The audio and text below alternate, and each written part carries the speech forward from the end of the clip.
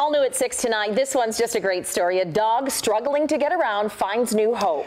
And all of it is thanks to a community coming together to help him, well, get moving again. Fox's Anjali Lone has the story from Tampa.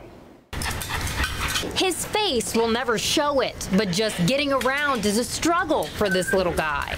But this wasn't 6-year-old Wally's MO until late last month when owner Rebecca Pierce dropped him off for a weekend stay at their usual kennel. He was in perfect health. But when she picked him up on Monday, he looked like a seal. He was using his front paws to pull himself around, and he'd either be sitting like side saddle or dragging his legs behind him. The cause of his partial paralysis is unknown. While vets worked to rehab Wally, Pierce wasted no time doing her own research to get him moving again. I saw people on YouTube making dog wheelchairs, and I thought, well, he's still in good spirits, he's still happy, and he's eating, he's drinking.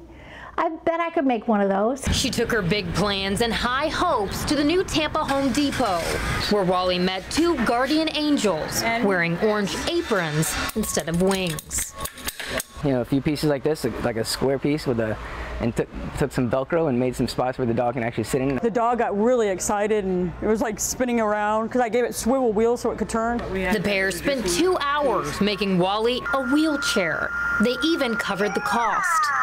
We strive to see the surprise on their faces and have them, it's actually sometimes an emotional connection, even for us.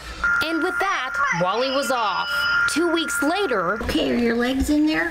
he's slowly regaining strength, thanks in part to the kindness and compassion of complete strangers. We live in a time where people are pretty self-centered and pretty greedy, and it's all about profits, and, you know, this was just outstanding. I haven't experienced anything like this before. In Tampa, Anjali Lone, Fox 35 News.